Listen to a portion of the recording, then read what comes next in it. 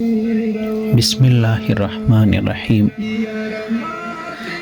درنو دوستانو، ستاسو د ټولو جوړتیا، ښه ژوند او د دنیا او آخرت کامیابي له پاکه لویه ربه غواړم. د نوراني قاعدې زده کول د قرآن کریم د زده کړې لپاره د بنیاد حیثیت لري.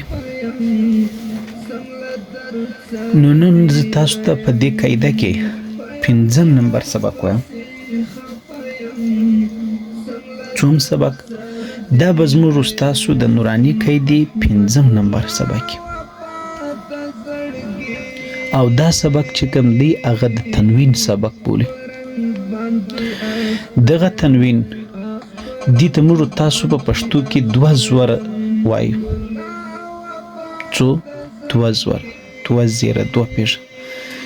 و دې ته بعضې خلک تنوین وایي. د پښتنو بچیانو ته چې بعضې استادان سبق ور زده کوي نو قاعده په دې شکل ور زده کوي چې میم دو زبر من، میم دو زیر من، میم دو فیش من، هګې وکف من من من.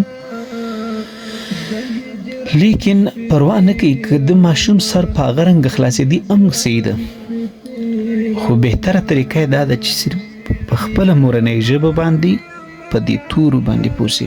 زما ګران ورونو، لکه څنګه چې په مخکینی سبق کې د زوار، د زیر، د پیش او هغه سبق کولو د حرکاتو په هغه سبق کې مقصدي ټکی دا و چې ته زوار وپېژندې، زیر او پیش. په دې سبق کې زما قدرمن ورونو هغه بیا مقصدي ټکی دا دی چې 2 زوره، 2 زیره، 2 پیشه ته وپېژنې.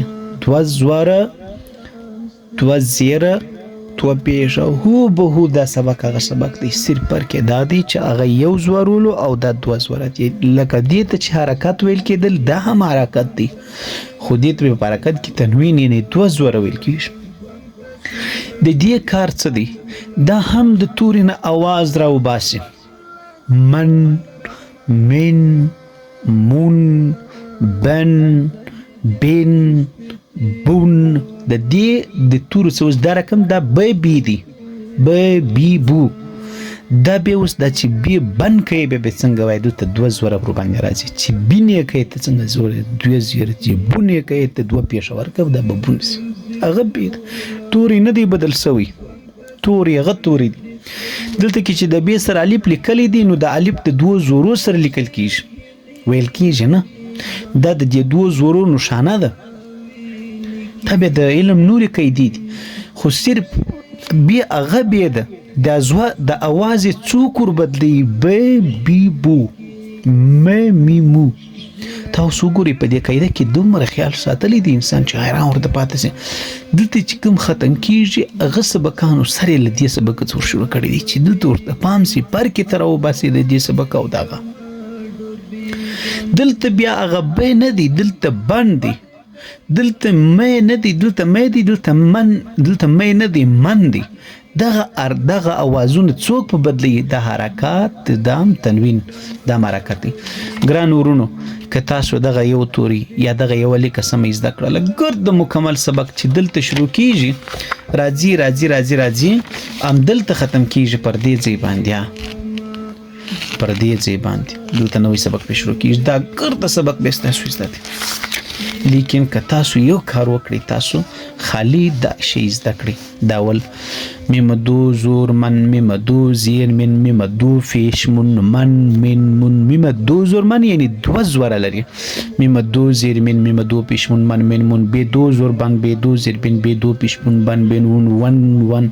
و 2 زور ون، و 2 زیر بن، و 2 پیش ون، ون ون ون. په کوم خلک چې په اردو کې په بچانو زده کوي هغه دی ورته وایي و الف 2 زبر ون، و 2 زیر بن، و 2 پیش ون، ون ون ون.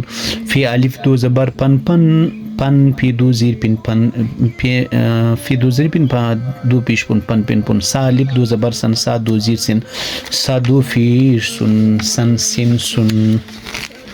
ویني ثن ثنثن سی به داسې وایه ثن ثنثن د زال سره بیا دا یې راغلی ده دا یې ویل کېږي نه وینېستې که نه خو لیکن لیکل کېږي زال یا دو زبر زن دیدی ورته وایي موږ دی وایي زال دو زور زن زال دو زیر زن زال دو فیزون زال دوه زوره لري زال دوه زیره لري زال دوه پیښه لري همدومره سبق تاسو نن زده کړئ پر مخ به ګورو که تاسو د سبقان سم زده کړل په ګارانټي درته وایم چې قرآن به مې زده کېږي سر په خلاص کې د سبقان تکراروي مننه پر الله مسپارم فی امان الله تعالی السلام علیکم ورحمة الله وبرکاته